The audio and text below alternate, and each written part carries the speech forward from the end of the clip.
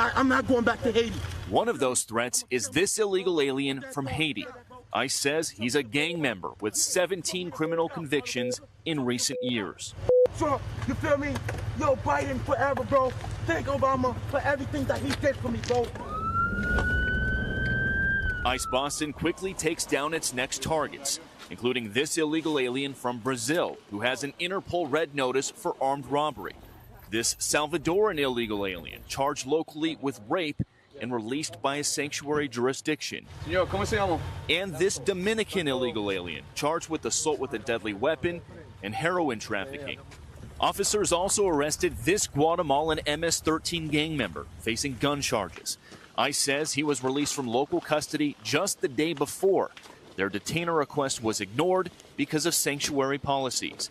And in a sign of shifting priorities with the new Trump administration, this man, who was in the same apartment as the target, was also arrested after ICE determined he's also in the U.S. illegally. This is what ICE calls collateral. So you guys got your main target just now, but you got somebody else. What just happened? So our main target was released by a sanctuary jurisdiction, not honoring a detainer. That person was released back into the community, and when we went to go find him, he's with somebody else who was previously removed from the United States. So he's going to go today too. And that is exactly what Border Czar Tom Homan has warned would happen. When we find the bad guy, he's probably with others that are in the United States illegally. They may not be a criminal priority, but we're not walking away from them. ICE Boston says they will continue to go into sanctuary jurisdictions and do their job. Today was a good day. Today we took several significant public safety threats out of our communities.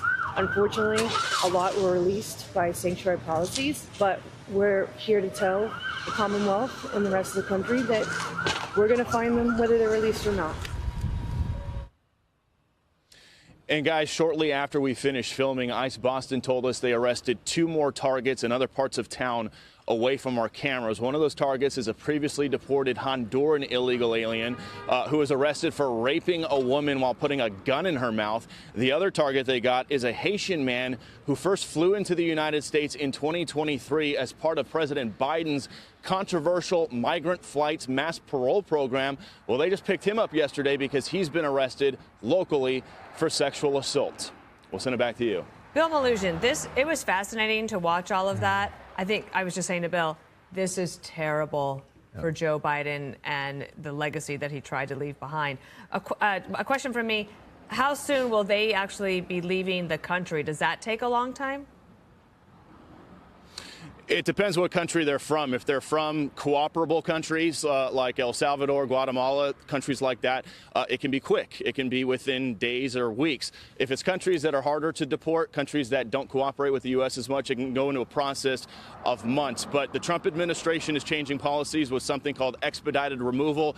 The bottom line is people at home don't need to understand all the policies. The Trump administration is just going to work as fast as they can to get all the people you just saw on camera there out of the country as fast as possible. They're also going to use their State Department, now led by Marco Rubio, to put pressure on countries that don't cooperate with the U.S. as much when it comes to those deportations. Bill, just two points of clarification here.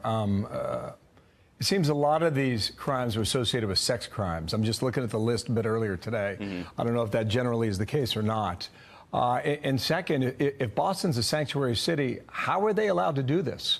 Because we told there would be resistance. Boston doesn't have to cooperate with ICE, but there's nothing they can do to stop ICE from coming into their city and enforcing the law. And that's exactly what happened yesterday. And that's the point ICE makes to us is, look, they don't have to cooperate with our detainer requests. They don't have to tell our officers when they're releasing somebody from jail. But we're going to do our job. We have our intel guys out in the field. We have people with eyes all over the place, and we're going to snatch those guys. So they can make ICE's job more difficult, longer, and more dangerous, but it's not going to stop ICE from doing the job, guys. The bottom line is, ICE says it's safer for everybody involved if locals would just hand these guys over in jail once they're arrested, but they don't. They let them out onto the streets. They don't tell ICE about it, so ICE has to spend a lot of resources gathering intel, finding these guys, and then going out into the community to do arrests, which could be dangerous. You saw that combative Haitian man, and then you saw, in the case of that one MS-13 member, his friend got snagged. They weren't even looking for him. They were looking for the MS-13 guy. They picked him up because a sanctuary jurisdiction released the MS-13 guy.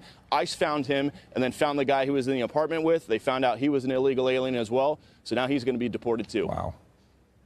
Amazing. Bill Malugin, thank you so much. More to Yes, come on that. Thank you, Bill.